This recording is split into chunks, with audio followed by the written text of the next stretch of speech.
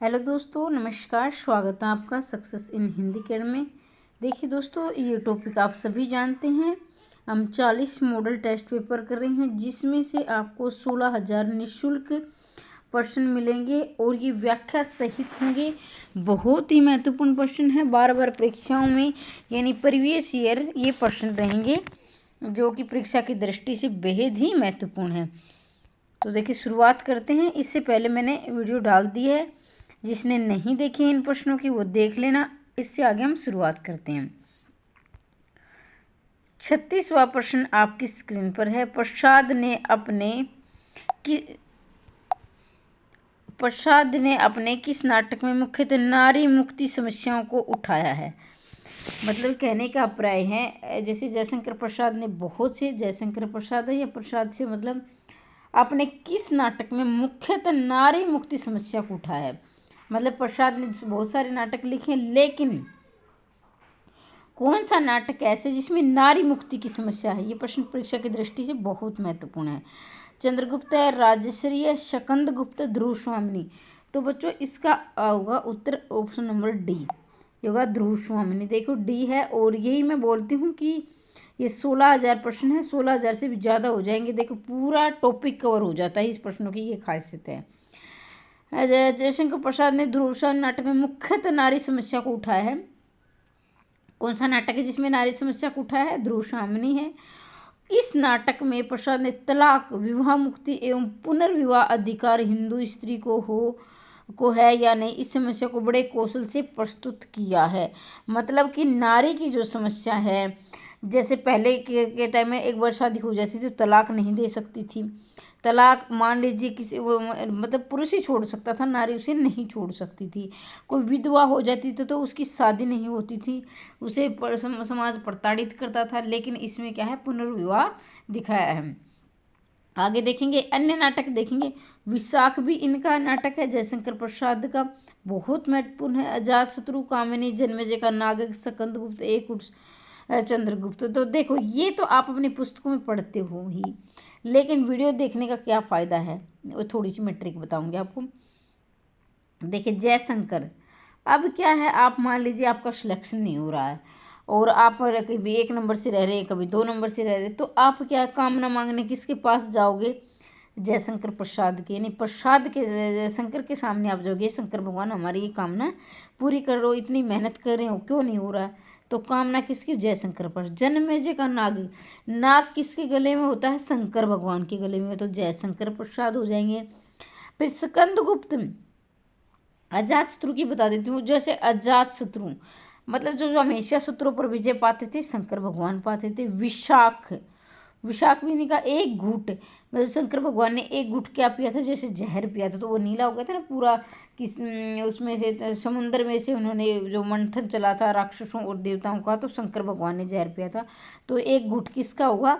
जयशंकर प्रसादिनी, शंकर भगवान का एक घूंट जयशंकर। अब चंद्रगुप्त, ये तो सामान्य याद रहता ही है। अब ये मिलान करना है, ठीक है। मिलान आप देखेंगे। कहानी किसकी? गंगा प्रसाद है कहानी। अब सक्रिय कहानी राकेश वत्स, समांतर कहानी कमलेश्वर, और सचेतन डॉक्टर महिप। तो इस प्रकार से इसका उत्तर होगा ऑप्शन नंबर ए हो जाएगा। मिलाकर आप देख लेना, ठीक है। अगर वीडियो समझ में नहीं आए तो कमेंट करना, कोई भी प्रश्न में संशय है तो वो करना। देखो यहाँ पर दिए गए हैं, कहानी गंगा प्रसाद विमल, सक्रिय राकेश वत्स, समांतर कमलेश्वर, सचेतन महिप, ठीक है। कहानी गंगा प्रसाद। सक्रिय कौन रहता है? राकेश बड़ा बड़ा सक्रिय रहता है, बहुत ज़्यादा काम करता है। समानांतर कहानी, समानांतर के समानता कौन चाहते हैं? कमलेश्वर चाहते हैं। सचेतन महिप सिंह, ठीक है।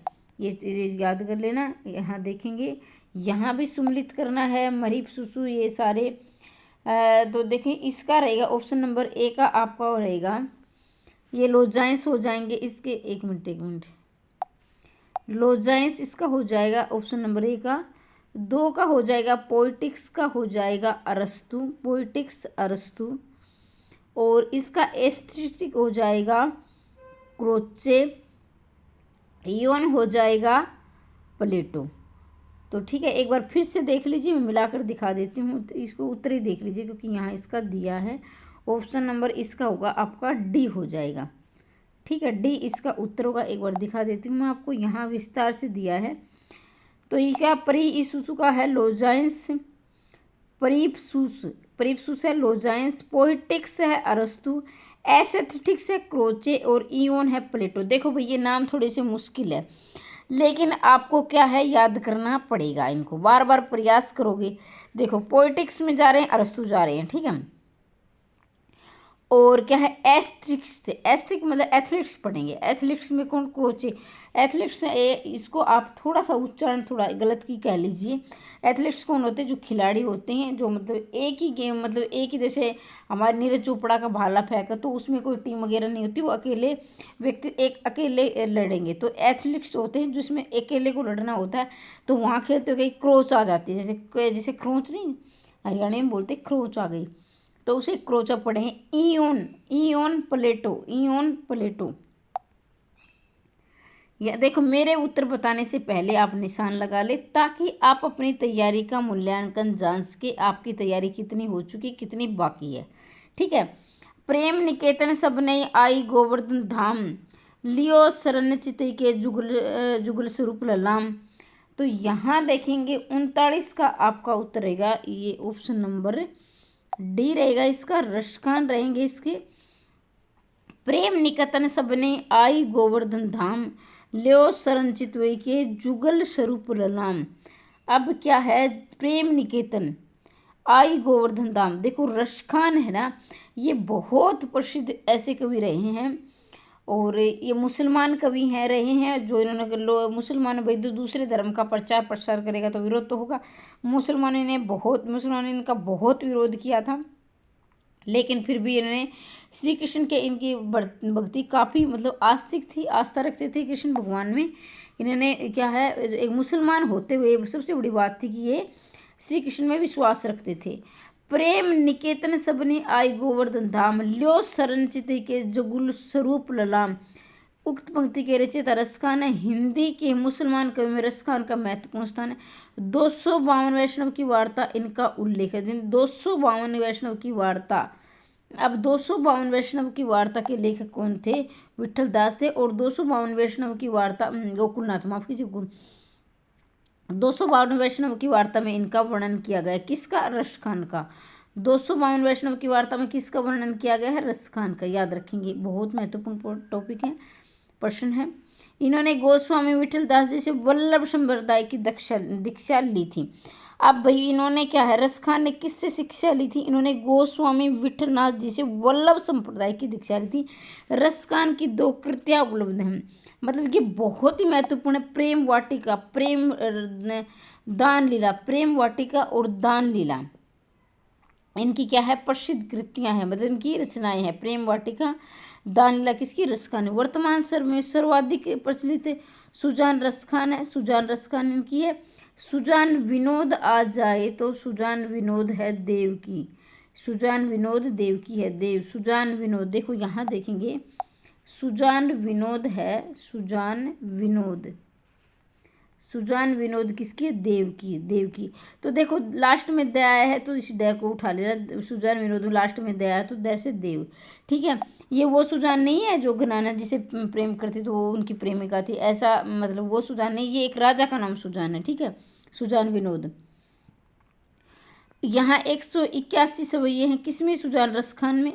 और 17 कवित हैं। 17 कवित मतलब कि ये है जो छंद है, 12 दोहे हैं, 4 श्लोक हैं, ये तो आपको याद करने ही होंगे। आगे बढ़ते हैं। चंद्रगुप्त नाटक का कौन सा नारी पात्र चंद्रगुप्त से प्रेम भाव नहीं रखता। भाई चंद्रगुप्त नाटक में बहुत सारी उनकी प्रेमिकाएं हैं, लेकिन एक ऐसी जो महिला है जो उनसे प्रेम नहीं रखती, वो कौन है। यहाँ देखेंगे सुवासिनी है, कल्याणी है, कार्नेलिया, मालविका। तो सुवासिनी ऐसी हैं जो इनसे प्रेम भाव नहीं रखती हैं। इनका विस्तार से देखेंगे। देखो भाई वीडियो पसंद आ रही है तो लाइक कर देना, शेयर कर देना, चैनल को सब्सक्राइब कर लेना, इसी प्रकार की निरंतर वीडियो आप चाहते हैं तो। चंद्रगुप्त नाटक की नारी पात्र सुवासिनी चंद्रगुप्त से प्रेम भाव नहीं रखती है। सुवासिनी अगर चंद्रगुप्त से प्रेम भाव नहीं रखती है तो किससे रखती है, सकटार से प्रेम करती है। स से सुहासिनी, स से सकटार आप करेंगे, स से सुहासिनी, स से सकटार से प्रेम करती है, जबकि कल्याणी, कार्निया, मालविका चंद्रगुप्त से प्रेम भाव रखते हैं। कितनी रखती हैं देखो, ये भाई कल्याणी है, कार्नेलिया है, मालविका है, ये तीनों क्या है चंद्रगुप्त से प्रेम भाव रखती है, लेकिन सुहासिनी रखती, सुहासिनी किससे रखती है, सकटार से रखती है। चंद्रगुप्त नाटक के चंद्र काव्य का संकलन, ये काफ़ी बार पूछा गया है। बहुत से ऐसे नाटक हैं जो जिनकी सन पूछ लिए जाते हैं। जो चंद्रगुप्त का जो समय है 1933 दिया गया है, चंद्रगुप्त का 1933 दिया गया है, याद रखेंगे।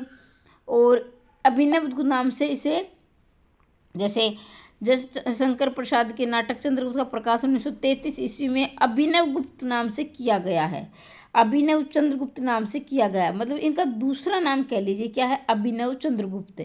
चंद्रगुप्त का दूसरा नाम अभिनव चंद्रगुप्त नाम से किया गया है और 1933 में किया गया था। सन याद रखेंगे, सभी सन याद करने की आवश्यकता नहीं है, लेकिन जो महत्वपूर्ण सन है उन्हें आप अवश्य याद कर लेंगे। क्रोचे के अभिव्यंजना का संबंध वक्रोक्ति सिद्धांत के साथ मानने वाले विद्वान हैं। तो देखिए ये पाश्चात्य जो आपका काव्य शास्त्र है उनसे भी प्रश्न है। तो ये नेट और असिस्टेंट प्रोफेसर के लिए काफ़ी महत्वपूर्ण क्लास है। तो देखेंगे क्रोचे के अभिव्यंजना का संबंध वक्रोक्ति सिद्धांत के साथ मानने वाले विद्वान हैं। हजारी प्रसाद द्विवेदी है, डॉक्टर नगेंद्र है, डॉक्टर रामविलास शर्मा है, आचार्य रामचंद्र शुक्ल है। 41 का आपका उत्तर रहेगा ऑप्शन नंबर डी। क्रोचे के अभिव्यंजना का संबंध वक्रोक्ति सिद्धांत के साथ, यानी क्रोचे का जो अभिव्यंजना सिद्धांत है यह वक्रोक्ति सिद्धांत के साथ किसने माना है, आचार्य रामचंद्र शुक्ल ने माना है। तो यहाँ देखेंगे पूरी डिटेल दी है। क्रोचे के अभिव्यंजना संबंध वक्रोक्ति सिद्धांत से मानने वाले आचार्य हैं रामचंद्र शुक्ल। क्रोचे पाश्चात्य दार्शनिक थे, मतलब क्रोचे क्या थे, पाश्चात्य। और इसके साथ इनकी महत्वपूर्ण aesthetic new aesthetic defence of poetry ये पूछ ली जाती है, आप इन्हें भी याद रखेंगे, ठीक है। हिंदी नवजागरण को मूलतः बुद्धिवादी और रहस्य विरोधी करने वाले विद्वान हैं। हिंदी नवजागरण को मूलतः बुद्धिवादी और रहस्यवादी विरोधी कहने वाले विद्वान है। तो इसमें आपका उत्तर रहेगा ऑप्शन नंबर ए रहेगा। डॉक्टर रामविलास शर्मा ने कहा कि हिंदी नवजागरण मूलतः बुद्धिवादी और रहस्यवादी, उनको क्या है, विरोधी थे। ये बुद्धिवादी और रहस्यवाद के विरोधी थे। कौन थे, डॉक्टर रामविलास शर्मा थे।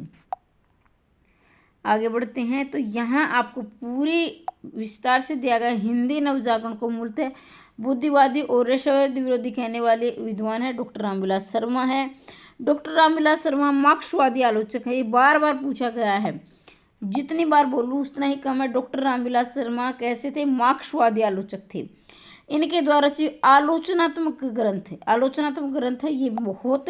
इनके महावीर प्रसाद द्विवेदी की तो पूछिए, माफ़ी चाहूँगी, डॉक्टर रामविलास शर्मा के तो पूछे ही जाते हैं, जिसमें देखिए महावीर प्रसाद द्विवेदी और हिंदी नवजागरण, महावीर प्रसाद द्विवेदी और हिंदी नवजागरण, नई कविता और अस्तित्ववाद, महावीर प्रसाद द्विवेदी और हिंदी नवजागरण, नई कविता और अस्तित्ववाद, हिंदी जाति का साहित्य, भारतीय सौंदर्यबोध और तुलसीदास। तो देखिए ये तो बहुत ही महत्वपूर्ण, एक ये वाला और एक ये वाला, ये तो बार बार पूछे ही जाते हैं। उन्होंने तुलसीदास पर भी लिखा है, महावीर प्रसाद द्विवेदी पर लिखा है, भारतेंदु पर लिखा है, बहुत उन्होंने लिखे हैं। सिंघानिया नामक पुरुष पात्र का संबंध किस नाटक से, 8वां सर्ग, आधे अधूरे, अंधायुग, चंद्रकांता। तो इसमें आपका 43 का उत्तर रहेगा ऑप्शन नंबर बी, आधे अधूरे नाटक से सिंघानिया पात्र का संबंध रहा है। आधे अधूरे किसका है, मोहन राकेश का है आधे अधूरे। तो यहाँ देखेंगे सिंघानिया नामक पुरुष पात्र मोहन राकेश के आधे अधूरे में है, मतलब सिंघानिया नामक पात्र है यानी पुरुष पात्र है, ये आधे अधूरे का पात्र है। और ये आधे अधूरे क्या है, ये नाटक है। आधे अधूरे नाटक के अन्य पात्र भी ये सारे याद करें, कई बार पूछे, जैसे महेंद्र नाथ है जो क्या है, सावित्री के पति हैं, जगमोहन है, अशोक हैं, जुनेजा है, सावित्री, ये बिन्नी किन्नी सावित्री की पुत्रियां हैं। आधे अधूरे नाटक को समकालीन, ये प्रश्न काफ़ी महत्वपूर्ण है, महत्वपूर्ण में और महत्वपूर्ण से आप याद कर लेंगे, अच्छी प्रकार से नोट कर लेंगे। आधे अधूरे नाटक को समकालीन जिंदगी का पहला सार्थक हिंदी नाटक माना गया है। आधे अधूरे नाटक को समकालीन जिंदगी का पहला सार्थक नाटक माना जाता है। इस नाटक को मील का पत्थर भी कहा जाता है। इस नाटक को मील का पत्थर भी कहा जाता है। किसको कहा जाता है? आधे अधूरे नाटक को मील का पत्थर भी कहा जाता है। तो ये प्रश्न भी अब की बार बन सकता है, ध्यान रखें। नेट और असिस्टेंट प्रोफेसर के लिए, वैसे तो सभी के लिए, लेकिन जो ज़्यादातर ये नेट और असिस्टेंट प्रोफेसर के लिए बनाए गए, बहुत से प्रश्न टीजीटी पीजीटी में भी आते हैं, तो ध्यान रखेंगे। निम्नलिखित काव्यांश से विरह की इस दशा का वर्णन है। ये तन जारो जार के कहाँ की पवन उड़ाओ, मकुते मारा गुड़ पे कंत रही पाओ। तो इसका आपका उत्तर रहेगा अभिलाषा है, उद्वेग है, उन्माद है, स्मृति है। तो इसका आपका उत्तर रहेगा ऑप्शन नंबर ए। ये क्या है? अभिलाषा। देखिए, इससे पहले मैं 9 क्लास और डाल चुकी हूँ। जिसने नहीं देखी है, क्लास पसंद आ रही है, तो वो भी अवश्य देख लेना। 9 क्लास, ये हमारी 10वीं क्लास है। ये तन जारा जार के कहाँ की पवन उड़ाओ, मकू तेही मार गुड़ पे कंथ रेदा। ये विरह की अभिलाषा दशा का वर्णन है, मतलब क्या है? विरह हुआ है। इसमें जायसी द्वारा रचित पद्मावत से उद्धत है। अब ये पद्मावत किसकी है? जायसी का महाकाव्य है पद्मावत, जायसी का है। जायसी कब लिखा गया था? माफ़ी चाहूँगी, पद्मावत कब लिखा था? 1540 में लिखा गया था। और क्या है ये? इसमें क्या है? सर्ग कितने हैं? 57 सर्ग है। काफ़ी बार पूछे गए, याद भी होगा आपको। 57 इसमें क्या है? सर्ग है। और ये प्रेमाख्यान महाकाव्य जायसी द्वारा रचित। अन्य देखिए, अन्य में क्या है? पद्मावत तो है ही 1540। अखरावट है। आखिरी कलाम में क्या है? बाबर की प्रशंसा दी गई है। आखिरी कलाम में बाबर की प्रशंसा आखिरी कलाम में पूछा गया है। तो यहाँ देखेंगे, भारतीय संविधान के किस अनुच्छेद के आधार पर 1955 में राजभाषा आयोग की नियुक्ति की गई थी? लेकिन राजभाषा आयोग की 1955 में की गई थी, अनुच्छेद कौन सा? ये आपसे पूछा गया है। तो अनुच्छेद आपका रहेगा ऑप्शन नंबर सी। और ऑप्शन नंबर सी क्या है? इसमें क्या है? 344 ए में राजभाषा आयोग क्या है? उसका गठन किया गया था 1955 में। यहाँ हम विस्तार से पढ़ेंगे। भारतीय संविधान के अनुच्छेद 344 ए के आधार पर 1955 में राजभाषा आयोग की स्थापना गई थी। और इसमें देखिए, ध्यान देंगे, अनुच्छेद 344 में ये भी कहा कि राष्ट्रपति 5 वर्ष के बाद और उसके बाद हर वर्ष 10 वर्ष की समाप्ति पर राजभाषा आयोग का गठन करेगा। मतलब राष्ट्रपति क्या है? गठन करेगा। और क्या है? 344 में राजभाषा आयोग का गठन किया गया। और ये ए भी आप याद रखेंगे, कब किया गया? 1955 में किया गया था। और जबकि अनुच्छेद 343 में संघ की राजभाषा हिंदी और लिपि क्या है? देवनागरी होगी। सबसे जरूरी बात है कि भारतीय अंकों का अंतर्राष्ट्रीय रूप होगा। अंतर्राष्ट्रीय मतलब कि ये जो भारतीय जो अंक दिए गए देवनागरी के, ये अंतर्राष्ट्रीय यानी सभी देशों में माने जाएंगे। और 343 ए, कई बार ए 2 भी पूछे गए, तो 343 ए आप ही याद रखेंगे, ठीक है। निम्नलिखित में से एक राम भक्त है, कृष्णदास है, नाबादास है, ध्रुवदास है, श्री भट्ट है। देखो, प्रीवियस ईयर के आधार पर आप अपना पेपर कैसे सोल्व करें, प्रीवियस ईयर कैसे सोल्व करते हैं, वो मैंने वीडियो डाल रखी, देख लेना, प्रैक्टिस कर लेना कि प्रीवियस ईयर के आधार पर आप अपने परीक्षा में कैसे विजयी होते हो। देखिए, कृष्णदास, नाबादास, ध्रुवदास, श्री भट्ट। तो 40 का आपका उत्तर रहेगा ऑप्शन नंबर बी। एक राम भक्त कवि है। राम भक्त कौन है? नाबादास, जिसने लिखी थी भक्तमाल। भक्तमाल किसकी है? नाबादास की। बहुत महत्वपूर्ण कृति भक्तमाल नाबादास की है। यहाँ विस्तार से पढ़ेंगे। नाबादास तुलसीदास के समकालीन राम भक्त कवि है। इनका जन्म अनुमानित पर 1570 में 1570 में हुआ था नाबादास का जन्म, ठीक है। नाबादास हिंदी में भक्तमाल परंपरा का सूत्रपात के। ये प्रश्न बहुत महत्वपूर्ण है। भक्तमाल किसकी? नाबादास की। इसके गुरु का नाम क्या था? नाबादास के गुरु का नाम था अग्रदास। नाबादास के गुरु पूछ ले, गुरु से पूछ ले जाते हैं। नाबादास के गुरु का क्या नाम था? अग्रदास, ठीक है। नाबादास ने 1555 के आस भक्तमाल की, ये भी पूछ लिया जाता है कि भक्तमाल किसकी थी? नाबादास की। कब लिखी गई थी? 1555 ईस्वी में। भाषा कौन सी थी? ब्रज भाषा थी। भक्तमाल के लेखक कौन है? नाबादास है। और कब इनकी रचना? 1585 में। भाषा क्या थी? ब्रज भाषा थी। तो इस प्रकार के प्रश्न भी आपके बनते हैं। एकांकी में संकलित रेखा आज से क्या है? भाई एकांकी में संकल त्रय का आशय क्या है? ये 4 ऑप्शन आपके सामने हैं, पढ़कर बताइए। और मेरे बताने से पहले आप निशान लगा लिया करो ताकि अपनी तैयारी आप खुद कर सको, मतलब कि अपनी तुम्हारी कितनी तैयारी हो चुकी आप जान सको। इसका रहेगा समय। एकांकी में क्या होता है? समय होता है, स्थान होता है, कार्य की एकता होती है। ठीक है, आगे बढ़ते हैं। 48वां, ये नहीं, पहले हम इसका विस्तार पढ़ लेते हैं, फिर हम आगे प्रश्न में बढ़ेंगे। एकांकी में संकल त्रय से आशय स्थान है, समय, कार्य की एकता है। स्थान से तात्पर्य संपूर्ण घटना एक स्थान पर घटित हो या कम से कम स्थान परिवर्तन हो। समय से तात्पर्य एकांकी में उतने ही समय की घटना दिखाई जाती है जितने में वास्तविक, मतलब उतने ही जो स्थान दिखाया जाए उतना ही समय दिखाया जिसमें वास्तविक घटना हो, ये नहीं कि इधर उधर फालतू का समय व्यर्थ ना किया गया। डॉक्टर रामकर वर्मा ने संकल त्रय को एकांकी आत्मा माना है। जो डॉक्टर रामकर वर्मा है, इन्होंने संकल त्रय को एकांकी की क्या माना है? आत्मा माना है। ठीक है, उसके अभाव में श्रेष्ठ एकांकी की रचना क्या है? असंभव, संभव नहीं मानते, इन्हें असंभव है। निम्नलिखित में से कौन सा आचार्य अलंकार संप्रदाय में सम्मिलित नहीं है? मैं हर वीडियो में बोलती हूँ है नहीं है, याद रखेंगे। ठीक है, ये मैंने लिख भी रखे हैं। तो इसमें आपका उत्तर होगा ऑप्शन नंबर ए, विश्वनाथ है, ये अलंकार संप्रदाय में नहीं है। बाकी क्या है? अलंकार संप्रदाय में है। दंडी भी है, भाम्य भी है, उद्भट भी है। तो दंडी की जो प्रसिद्ध रचना है काव्यदर्श है, और भाम्य की क्या है? काव्य अलंकार है। ये भी आप याद रखेंगे, परीक्षा की दृष्टि से बहुत महत्वपूर्ण है। आचार्य विश्वनाथ अलंकार संप्रदाय में सम्मिलित नहीं है, ये रस संप्रदाय में है। क्या है?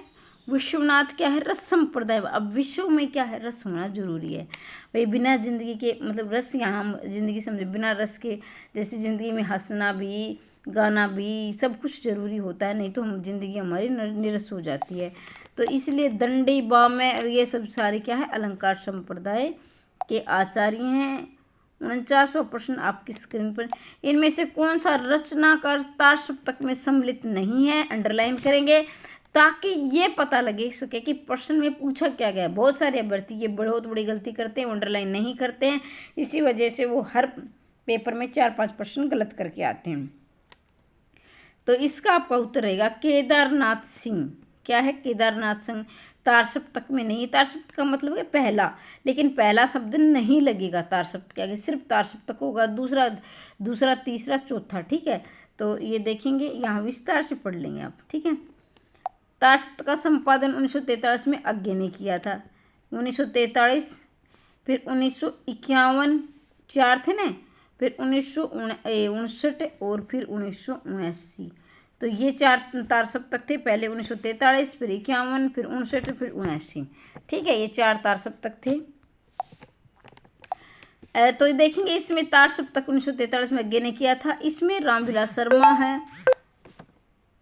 अज्ञे है, मुक्तिबोध है, गिरजा कुमार माथुर है, भारत भूषण अग्रवाल है, प्रभाकर माचवे हैं, नेमीचंद्र जैन है। केदारनाथ तार सप्तक में होकर तीसरे तार सप्तक में थे भाई।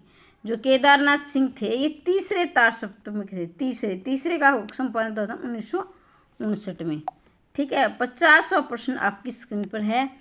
परीक्षा गुरु उपन्यास का रचनाकाल माना गया है। देख कब माना गया, सन देखना, ये मैं आपको दिखा दिया है। ये है 1882। परीक्षा गुरु का प्रकाशन कब हुआ था? 1882। और इसके क्या है, जो लेखक थे लाला श्रीनिवास दास, लाला श्रीनिवास दास इसके क्या थे? लेखक थे। और इसे रामचंद्र शुक्ल ने पहला क्या माना था? उपन्यास माना था। परीक्षा गुरु उपन्यास 1882 में माना जाता है। रामचंद्र शुक्ल ने अंग्रेजी ढंग का, किसका? अंग्रेजी ढंग का पहला मौलिक उपन्यास माना, किसे? परीक्षा गुरु को। और परीक्षा गुरु के लेखक कौन है? लाला श्रीनिवास दास, लाला श्रीनिवास दास। परीक्षा कहाँ होगी? आपके निवास स्थान पर ही होगी भी, कहीं जाने की जरूरत नहीं है। परीक्षा कहाँ होगी? आपके निवास स्थान पर होगी। आगे बढ़ते हैं, 50वां प्रश्न हो चुका है। 51वां प्रश्न आपकी स्क्रीन पर है। वचन की वक्रता भाव से प्रेरित हो ये काव्य होता है, ये कथन किस विद्वान का है? वचन की वक्रता भाव प्रेरित होती है, काव्य होती है, कथन किस विद्वान का? रामचंद्र शुक्ल, रामशंकर शुक्ल रसाल, ये कहीं रमाशंकर भी दिया गया है। विश्वनाथ प्रसाद और भगीरथी मिश्र। देखें 51 का रहेगा रामचंद्र शुक्ल। इसका देखो ये रामचंद्र शुक्ल के जो कथन है बहुत महत्वपूर्ण है और ये बताने की आवश्यकता नहीं है, आप जानते भी हो, ठीक है, कि कितने महत्वपूर्ण है। मुर्दों का टीला, डूबते मस्तूल, महाभोज, लालटीन, ये आपको क्या करना, मिलान करना है। मुर्दों का टीला रहेगा आपका रांघे राघव, डूबते मस्तूल रहेंगे नरेश मेहता, महाभोज रहेंगे मंडू भंडारी, लालटीन निर्मल वर्मा। ठीक है, तो यहाँ एक बार विस्तार से देख लीजिए, इसका भी उत्तर है एक मिनट, मुर्दों का टीला रांघे राघव, डूबते मस्तूल, भाई डूबते मस्तूल में कौन, नरेश डूबा, भाई राजा महाराजा होते थे वो क्या है मस्ती में डूबे ही रहते थे, डूबते मस्तूल नरेश मेहता, मैं से महाभोज, मैं से मन्नू भंडारी। या फिर ऐसा भी कर सकते हैं कि जो महाभोज लगा है भंडारे, महाभोज क्या होता है, एक भंडारा होता है, मन्नू कहाँ चली गई, महाभोज के भंडारे में चली गई, मक्के क्या खाना खाने चली गई। लालटीन का छत निर्मल वर्मा, लालटीन की छत निर्मल वर्मा। आगे बढ़ते हैं, बहुत ही महत्वपूर्ण आईएमपी लगा लें, ये तो सारे प्रश्न महत्वपूर्ण हैं। अगर ध्यान से आपने सारी वीडियो देख ली ना तो देख लेना आपका एक प्रश्न पत्र आपका तैयार हो जाएगा। ये आप सभी भी जानते हैं, आपने काफ़ी परीक्षाएं दी हैं, देखकर आपकी महत्वपूर्ण है।